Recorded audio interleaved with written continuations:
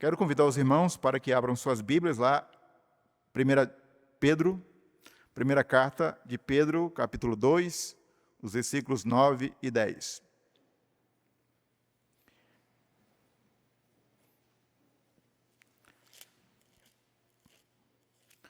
Primeira Pedro, capítulo 2, os versículos 9 e 10. Lá na Guiné-Bissau a gente fala o número da página, porque só tem uma edição em crioulo, na Bíblia em crioulo, então você fala o número da página, que as pessoas encontram rapidamente. Aqui é mais difícil, porque cada irmão tem uma versão, às vezes, e graças a Deus temos várias versões em português, boas traduções em português. Mas, normalmente, pessoal aí, quem tem a Bíblia da Unida aí, ó, é página 1234, né? 1234. Os versículos 9 e 10 do capítulo 2 de 1 Pedro diz assim: Vós, porém, sois raça eleita, sacerdócio real, nação santa, povo de propriedade exclusiva de Deus, a fim de proclamardes as virtudes daquele que vos chamou das trevas para a sua maravilhosa luz. Vós, sim, que antes não ereis povo, mas agora sois povo de Deus, que não tinhais alcançado misericórdia, mas agora alcançastes misericórdia. Irmão, o texto lido fala da igreja, o povo de Deus. E a igreja, o povo de Deus, quando surgiu? No conselho de Deus, surgiu na eternidade. Na história humana, surgiu lá no Jardim do Éden, com os seus dois primeiros membros, Adão e Eva, que creram na promessa do Salvador. A igreja, o povo de Deus, continuou com Abraão, seus descendentes. De ti farei uma grande nação, te abençoarei, e assim a igreja continuou. A igreja, como instituição cristã, começou lá com Jesus, com seus discípulos, de forma especial com a descida do Espírito Santo, lá em Atos, capítulo 2, e assim a igreja caminhou. Jesus foi o primeiro a usar a palavra igreja no Novo Testamento, e ele usou para designar aquele grupo de discípulos que se reuniram em torno dele e que reconheceram Jesus como Senhor e Salvador. Essa era a igreja, povo de Deus. E aqui no texto, Pedro usa também a expressão povo de Deus. Na Bíblia, nós encontramos várias designações para a igreja. Nós encontramos designações figurativas. O corpo de Cristo, a Jerusalém celestial, a noiva de Cristo. Nós encontramos aí rebanho de Deus. E aqui Pedro, ele usa a expressão povo de Deus. Como o povo de Deus não começou no Novo Testamento, está lá desde o Éden, Pedro aqui nesse texto, ele também usa como pano de fundo o Antigo Testamento. E qual é o pano de fundo? Qual é o contexto? Êxodo capítulo 19. Quando Deus tira o povo do Egito e faz uma aliança com o seu povo, com o povo de Israel, lá no Sinai. E aí então Pedro, ele pega aquele texto do Antigo Testamento e aplica à igreja, o Israel de Deus, porque nós somos o Israel de Deus, a continuidade espiritual, os descendentes de Abraão. Então Pedro aqui, usando o Antigo Testamento, e faz essa continuidade, nós, a igreja, povo de Deus, como o Israel de Deus, o Israel espiritual, e aí ele vai aplicar aquelas realidades do Israel para a igreja. E baseado nesse texto, nós queremos falar nessa manhã sobre 3 fundamentos da igreja, o povo de Deus. 3 fundamentos da igreja, o povo de Deus. E o primeiro fundamento que Pedro destaca aqui, no capítulo 2, versículo 9, é a identidade cristã. A identidade cristã. Quem somos nós?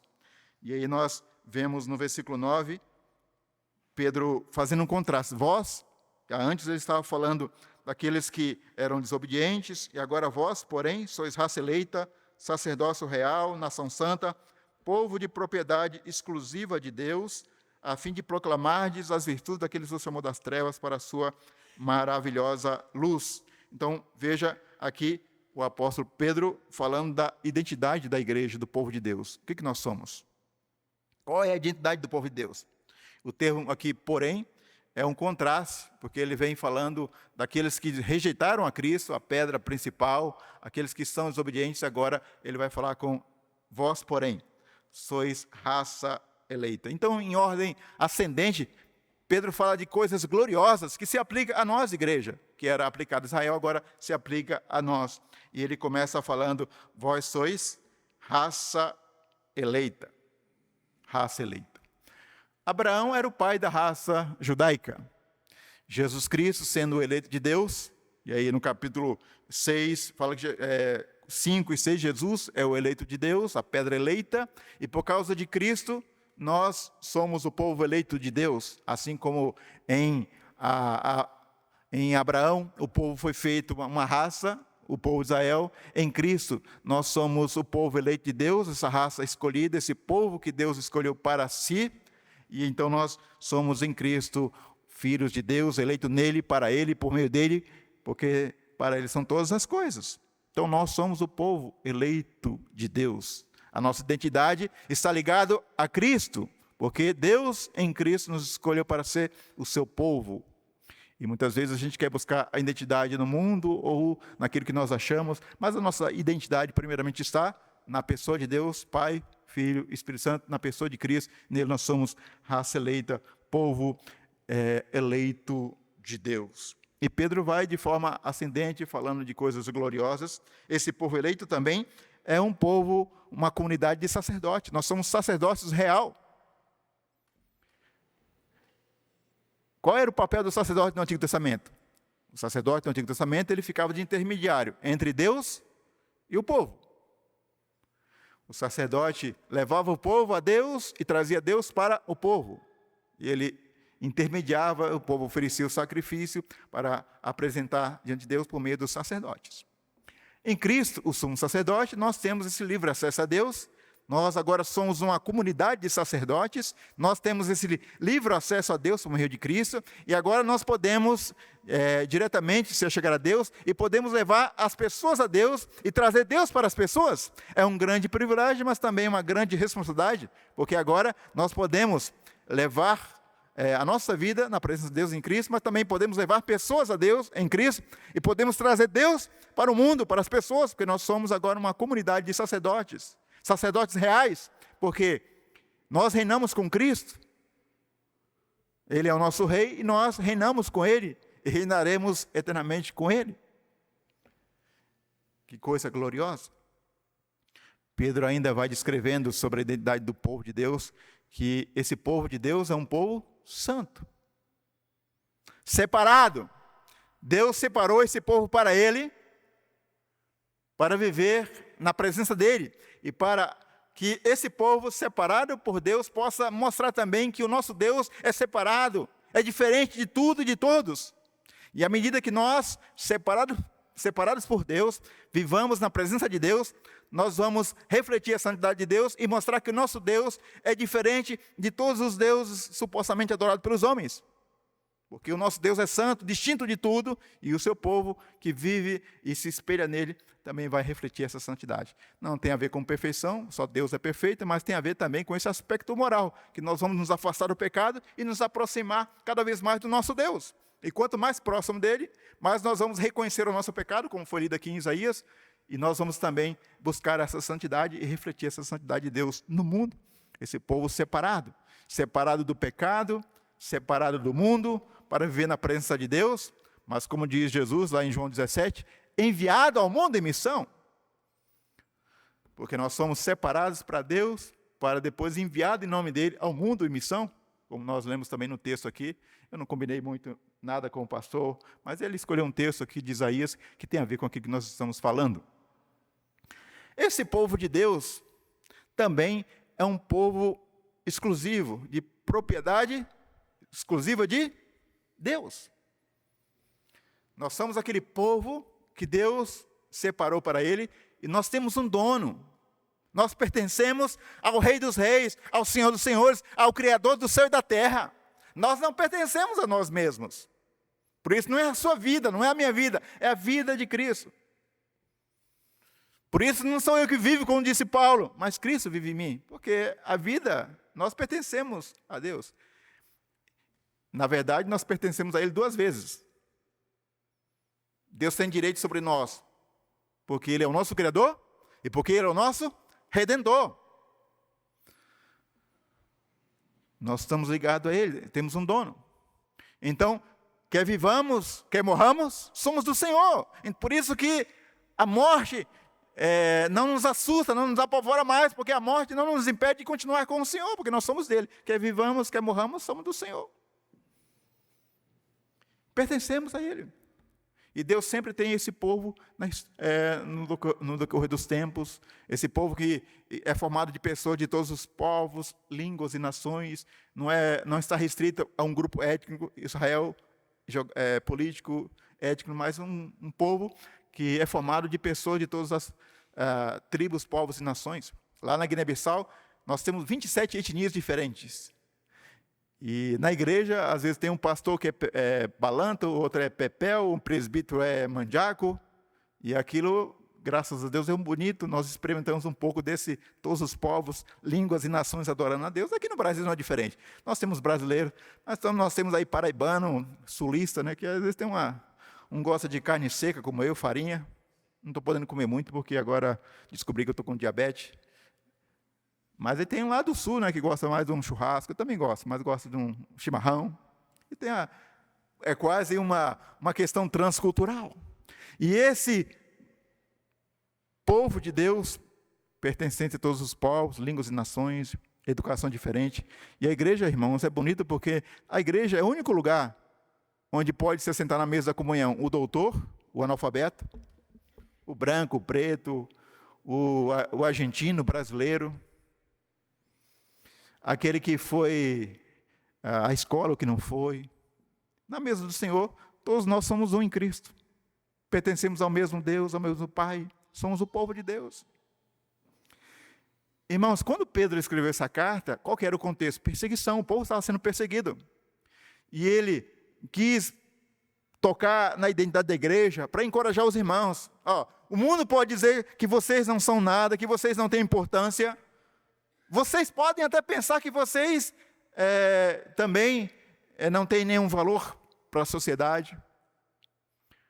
Mas eu quero encorajar a vocês que vocês reflitam quem vocês são aos olhos de Deus. Qual é a identidade cristã de vocês? Vocês são o povo que Deus escolheu. Vocês são um povo santo, separado para Deus. Vocês são os representantes de Deus aqui na terra, os sacerdotes deles aqui. Vocês são a propriedade exclusiva de Deus. Então, mesmo que vocês sejam perseguidos, roubem os seus bens, vocês não deixam de ser o que vocês são.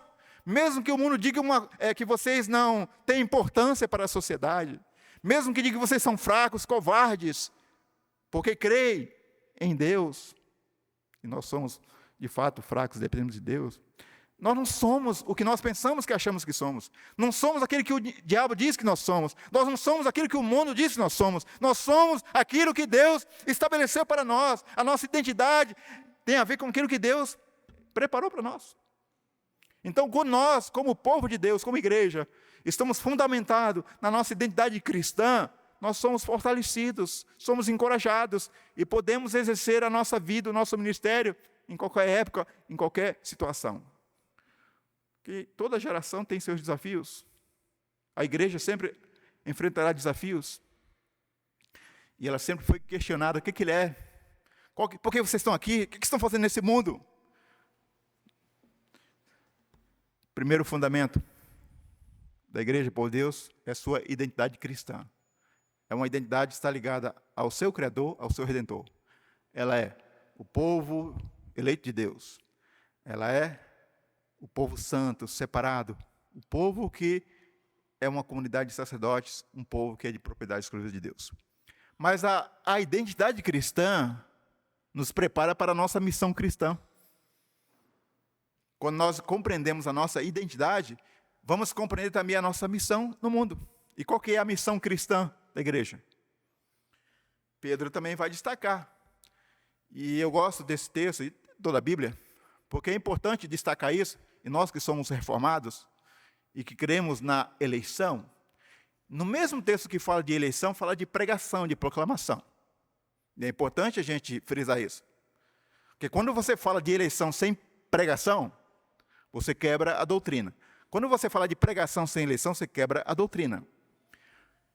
Eleição na eternidade e pregação no tempo e na história não se separam, são duas faces da mesma moeda, são irmãs siamesas. Se você cortar, não tem vida, elas não podem sobreviver separadas. E Pedro aqui enfatiza isso. Você não pode separar a identidade da igreja e da sua missão. Porque ser igreja é ser missionária, é desenvolver uma missão no mundo. E Pedro vai falar isso. A fim, para quê? Uma preposição aqui de finalidade. Vocês são isso, para isso. Não precisa nem você compreender o grego, ou basta, e está muito claro na tradução. A fim de proclamardes as virtudes daquele que vos chamou das trevas para a sua maravilhosa luz. Então Pedro agora vai falar da nossa missão cristã. Nós somos chamados a exaltar a Deus, a proclamar os altos louvores de Deus, as suas virtudes, a sua glória, a sua graça, o seu poder, a sua misericórdia. Então a nossa missão primeiro é uma missão de adoração, de proclamar os louvores de Deus, a grandeza de Deus, para Deus e para o mundo. Proclamar as virtudes, falar que Deus é santo, que é glorioso, que é majestoso. A nossa missão é, primeiramente, uma missão de adoração.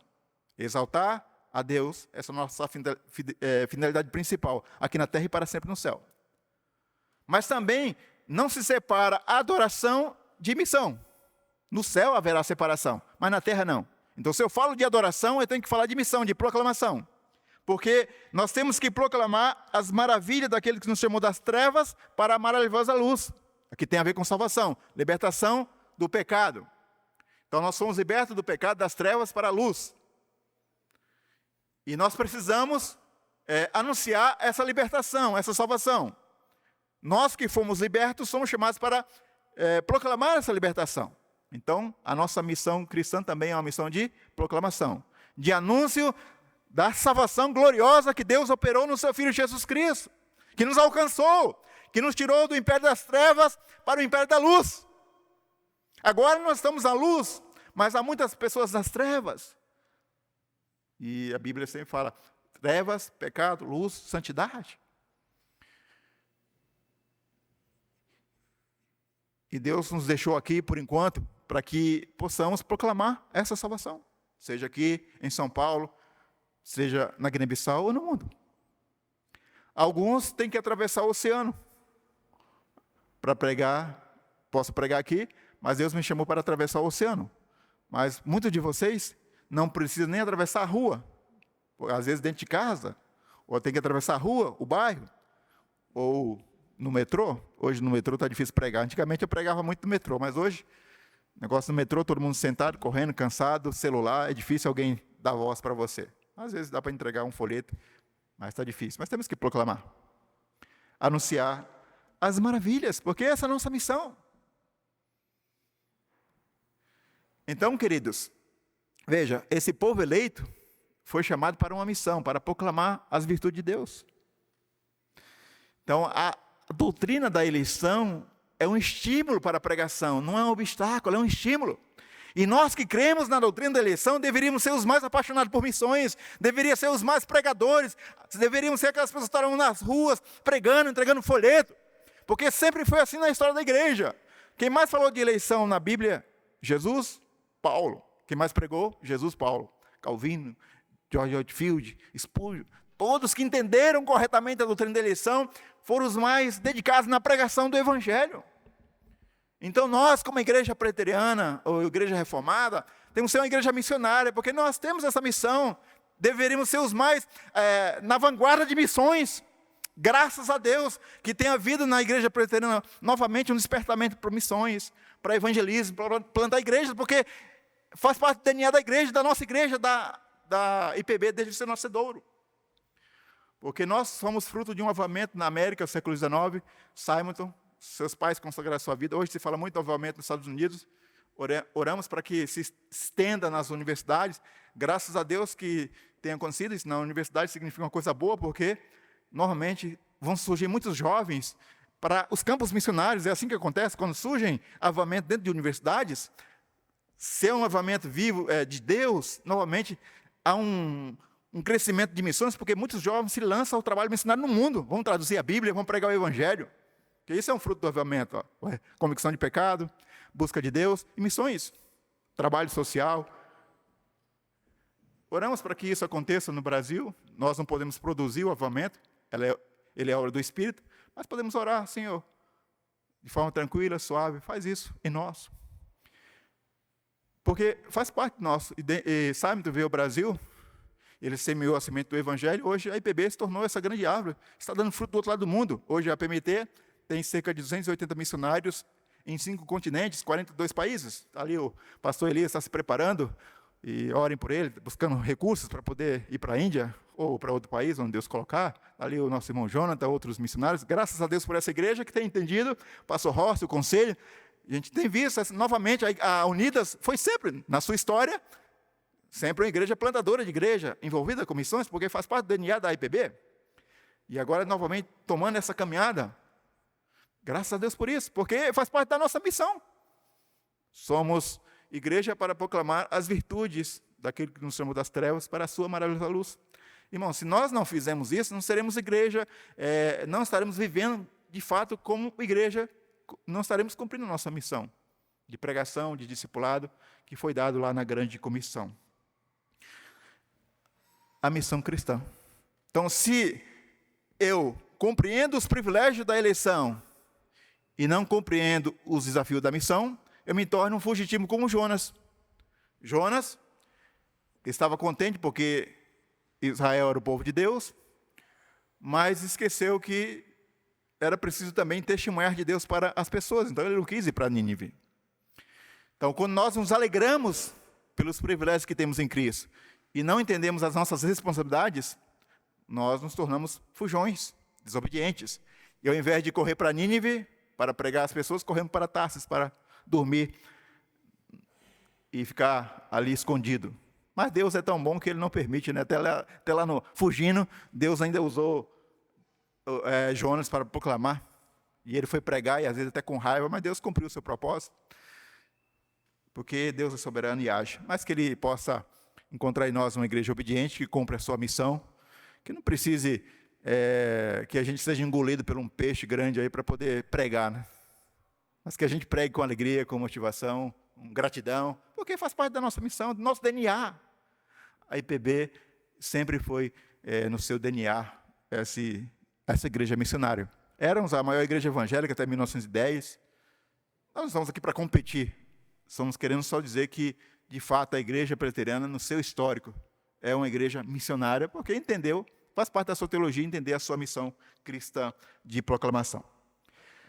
Já falamos de 2 fundamentos da igreja. Primeiro, sua identidade cristã, sua missão cristã, e agora falaremos do último fundamento da igreja aqui no texto, que é a esperança cristã. Qual que é a nossa esperança? Versículo 10. Vós, sim, que antes não erais povo, mas agora sois povo de Deus, que não tinhais alcançado misericórdia, mas agora alcançastes misericórdia. Veja, Pedro está dirigindo agora um público mais de gentios, não judeus. E esses não judeus poderiam se vangloriar.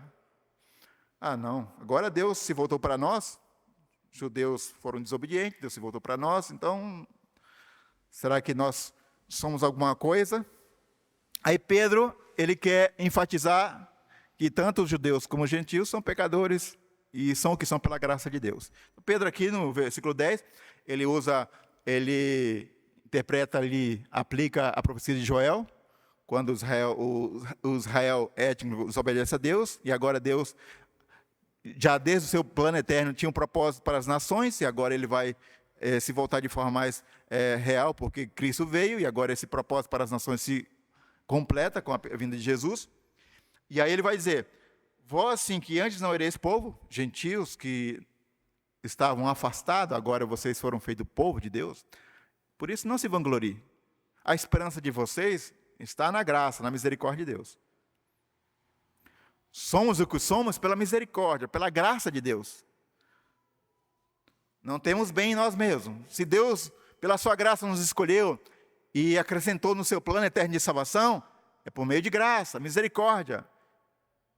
Então nós nunca devemos colocar a nossa esperança naquele que somos, naquele que fazemos, mas naquele que Deus é, no seu caráter misericordioso, que providenciou salvação para nós na pessoa do seu Filho. Então a nossa esperança de salvação, de vida, está sempre na pessoa de Deus, na sua infinita misericórdia. Como Jeremias, quando viu Jerusalém destruída, levada por causa da desobediência, ele disse: Senhor, e agora, o que eu vou trazer à minha mente? O que pode me dar esperança nessa situação de desespero? A minha esperança são as misericórdias do Senhor, que se renovam cada manhã, grande é a fidelidade. Por isso eu vou colocar minha boca no pó, porque se não for a graça, a misericórdia de Deus, nós continuaremos dispersos. Mas diz o texto, se Deus tinha prometido, se o povo se arrependesse, voltasse para Ele, Ele ia trazer de volta. Jeremias compreendia a promessa da misericórdia de Deus. Nós estamos vivendo a época de carnaval, e eu achei bonito ontem, alguém orou, aqui nós estávamos na reunião de oração, alguém orou: Senhor, tem misericórdia de nós, não somos melhores do que aquelas pessoas que estão lá pulando o carnaval. Eu já pulei até 93, conheci a Cristo até 93, achava que a alegria estava lá. Só não estamos lá, enchendo a cara, usando drogas, por causa da graça, misericórdia de Deus. Não somos melhores. Somos o que somos pela graça de Deus, como diz Paulo. Somos o que somos pela graça. Pela graça, Deus tem nos guardado a nossa família, nossos filhos. Outros aí estão orando pelos seus filhos, mas Deus tem nos guardado pela graça dele. Então não tem, a vida cristã, queridos, não tem motivo nós não temos nada para nos vangloriar, para nos ensoberbecer, mas para nos humilhar. Porque a primeira bem-aventurança é: bem-aventurados os humildes, porque dos tais é o reino dos céus. Nós somos o que somos pela misericórdia de Deus.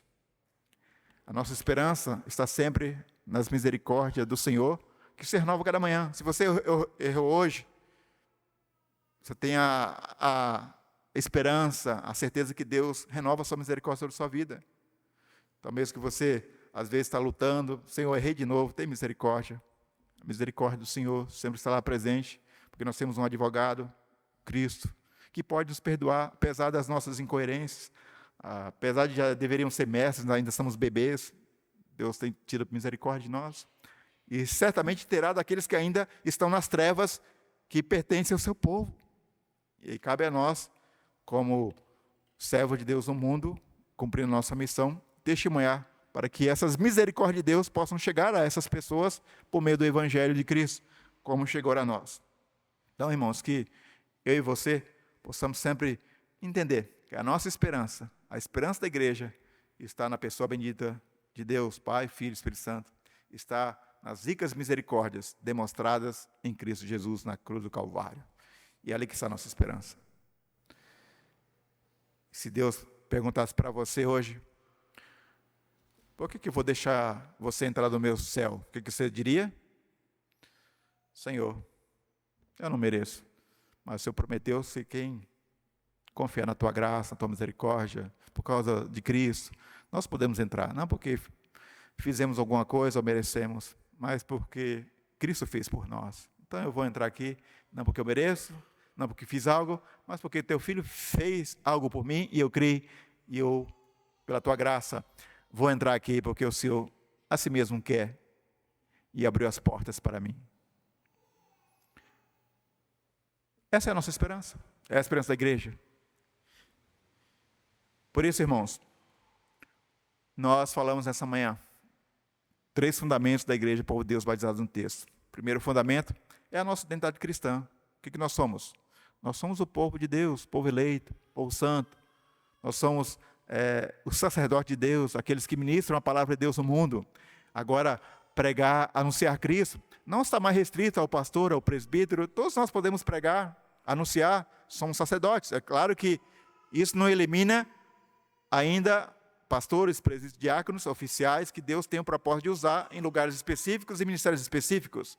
Mas todos nós podemos levar Deus para as pessoas e levar as pessoas a Deus, através da nossa pregação, testemunho, das nossas orações, porque somos uma comunidade de sacerdotes. Nós somos um povo que tem um dono. Deus, você pertence ao Senhor. Nem a você mesmo, mas ao Senhor. Nós temos uma missão, a missão cristã de adoração, de proclamação. Estamos aqui para adorar a Deus e proclamar o evangelho a toda criatura. Não se separa a adoração de missão neste mundo.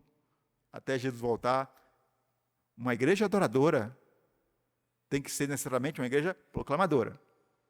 Porque não há separação entre adoração e proclamação neste mundo. Só no céu. Continuaremos sendo uma igreja adoradora. Mas aqui somos uma igreja. Essa é a nossa missão. Adorar e proclamar. Tem no boletim ali, eu vi, o pastor colocou. Entre para adorar, saia para servir, saia para testemunhar, para proclamar. Faz parte do nosso chamado, né? Eu vi numa igreja, estava lá na entrada do templo. Do lado de fora, entre para adorar. E no lado de dentro, saia para servir, para proclamar, para testemunhar. Nós continuamos adorando a Deus na rua, mas também para enfatizar o nosso ministério, nosso testemunho no mundo. Então nós temos essa missão cristã. E nós temos essa esperança que é a graça, a misericórdia de Deus, que nos faz caminhar, que nos dá esperança para viver. Hoje nós estudamos sobre a questão do pecado. Se não fosse essa misericórdia, essa graça, nós ficaríamos em desespero. Mas nós temos aí a esperança da graça e da misericórdia de Deus. Porque mesmo pecadores que somos, temos a esperança que temos um Deus que nos perdoa por causa da sua misericórdia. Diante de tudo isso, o que nós devemos fazer? Qual devem ser as nossas atitudes? Primeiro, uma atitude de adoração, gratidão, de louvor a Deus, com todo o nosso coração, Senhor. Não a nós, mas ao teu nome da glória. Então, que a nossa atitude ao sair daqui seja uma atitude de adoração, de gratidão, de louvor contínuo. Aquilo que já fazemos com mais entusiasmo, com mais fervor, com mais alegria, com mais gratidão. Ao sair daqui, uma atitude de proclamação. Senhor, eu estou nesse prédio, não só aqui por acaso, Senhor. Por que você me colocou aqui nesse condomínio? Ali esse é o campo missionário. O meu é lá na Guiné-Bissau. Enquanto estou no Brasil, é o meu campo missionário. No Uber, onde eu passo, meu campo missionário. Mas se você está naquele prédio, naquela faculdade, você não está ali à toa. Você não está ali no Mackenzie ou em outra faculdade somente para tirar um diploma. Esse é um erro que às vezes a gente não entende, né? Mas se nós entendemos a nossa missão cristã, se você está naquele local de trabalho, naquela faculdade, você não está ali somente para tirar um diploma, mestrado, doutorado, graduação, ou não está ali só para ganhar o seu sustento. Aquilo é bônus. Deus está dando a graça de você estar naquele emprego, naquele escritório, não somente para ganhar uma ajuda de custo, um salário, mas ali é um bônus. Você está ali como cumprindo uma missão cristã, um testemunho, com sua vida, com suas palavras. Lembre disso. Treine seus filhos para isso, para que eles sejam médicos, advogados, mas acima de tudo sejam testemunhos de Jesus, onde Deus os enviar, para que eles possam ter a consciência da sua missão. Outra atitude importante é que nós devemos enfatizar e reforçar as nossas orações por missões. Temos orado aqui quando eu estou aqui, eu gosto de participar, minha esposa também, a irmã Leníria. Ontem ela até me se desculpou porque não pôde vir ontem, mas ela nunca falta e faltou ontem. Mas aqueles que estão faltando, aqueles que não estão valorizando a oração, que possam participar. Irmão, não existe igreja forte, não existe avivamento sem despertar de oração. Não existe. Então, aqueles que podem, estar aqui, é bom, você pode orar na sua casa, em outro lugar, mas como a igreja tem um momento de oração, é importante estar ali, ter prazer naquilo. Então, essa mensagem tem também essa aplicação para que a gente ore, porque Jesus falou que nós temos que investir na oração, orar por missões, mais obreiros, por coragem para pregar, pelos missionários que estão no mundo. Então, eu incentivo a você orar na sua casa e participar ativamente da reunião de oração aqui. Graças a Deus, eu tenho visto os pastores, os presbíteros, porque a liderança tem dado exemplo. Porque se eles não estivessem aqui, eu ia cobrar deles, né? Se eu não tivesse visto aqui os pastores e os presbíteros, às vezes não dá para vir todo mundo, mas sempre tem pastores e presbíteros na reunião de oração. Diáconos também tem, missionários tem. Porque se eles não estivessem aqui, eu ia chamar a atenção. Porque Jesus, quando ele falou de oração, na verdade, ele não falou primeiro de oração. Ele ia no monte e orava. Aí os discípulos, vendo Jesus orar, eles falaram assim: Jesus, ensina-nos a orar como João ensinou os seus discípulos. Se você já reparou que quando Jesus ia ensinar uma coisa, primeiramente ele fazia, normalmente ele ensinava primeiro pelo exemplo, depois ele mostrava e dava, então vocês vão orar assim, Pai nosso, está no céu e tal. O ser humano aprende muito pelo exemplo também. Então, que vocês, sobretudo os líderes, que sejam os primeiros a buscar Deus em oração. Por missões, pela igreja. Invista mais no reino de Deus, coloque sua vida à disposição, seus dons, talentos, recursos, para que Deus use para a sua glória. Seja generoso nas ofertas missionárias, seja fiel nos dízimos, seja alguém que coloca aqui seus dons e talentos para a glória de Deus. Ah, pastor, mas eu só sei escrever boletim, eu só sei fazer um cafezinho, um chá. Deixa eu falar uma coisa. Você lembra lá quando Jesus multiplicou os pães e os peixes? Tinha aquele jovem que tinha 5 pães e 2 peixinhos. O que era aquilo para alimentar 5.000? Nada. Mas aquilo que era pouco, na mão de Jesus, o que acontece? Jesus abençoou e multiplicou. Então, aquilo que você pensa que é pouco, seu dom, seu talento, seu recurso, mas eu só tenho uma oferta de 10 reais. Tudo nas mãos de Jesus pode ser multiplicado, abençoado e multiplicado. Quando eu me apresentei na minha igreja, no conselho, alguns disseram, não, isso aí não serve para nada, isso aí é doido, isso aí não... Mas tinha uns presbíteros que disseram assim, não, deixa ele é doido, mas ele vai pregar, deixa ele. Pela graça de Deus, estou aqui. Alguns, eu era aquele, talvez na minha igreja, o mais desprezado aos olhos dos homens. Mas Deus, pela sua graça, Ele foi abençoando, foi multiplicando. Ainda tem muita coisa a aprender, mas Deus tem me dado a graça de servir nesse Brasil e nesse mundo, para a glória dEle. Então, eu não tinha nada. O que eu tinha era uma vontade de pregar, eu era meio doido, pegava um trem e ia embora. Aí eu descobri que chegava o trem, não tinha trem para voltar, eu tinha que dormir na estação. Foi minha primeira viagem missionária. Peguei um trem com a bolsa cheia de folheto. Lá de Santos até Pedro de Toledo. Quem conhece o litoral paulista, antigamente tinha esse trem. Alguém conhece? O pastor Silas conhece? Acho que nem tem mais. Aí eu me converti e falei, vou fazer uma viagem missionária. Peguei uma bolsa enchei de folheto, peguei o trem. Aí eu cheguei em Pedro de Toledo e descobri que não tinha trem para voltar naquele dia. Tive que dormir lá. Era meio assim, com o tempo Deus vai dando sabedoria. Eu ia fazer umas loucuras, né? Mas agora eu sou um doido ajuizado, eu tenho juízo agora. Eu sou doido, mas eu tenho juízo. Ou seja, era aquilo que eu tinha para fazer. Agora Deus vai dando a oportunidade de você estudar mais um pouco, aprender com outros irmãos. E assim Deus vai usando da maneira dele. Mas cada pessoa Deus vai usar de forma diferente. Basta você dizer, eis-me aqui. O que Deus pode fazer com a obediência do homem? De Simon, de outros que se dispuseram, de irmãos. Nós falamos dessas pessoas conhecidas na história. Mas quantas pessoas no Novo Testamento que plantaram igreja, na história, que você não sabe nem o nome que Deus usa? Porque o mais importante é que Deus seja glorificado. Então, irmãos, que nós, de fato, entendendo quem somos, como povo de Deus, qual que é a nossa missão, qual que é a nossa esperança, possamos viver nesse mundo para a glória de Deus e proclamação do seu Evangelho, em nome de Jesus. Vamos colocar em pé e orar?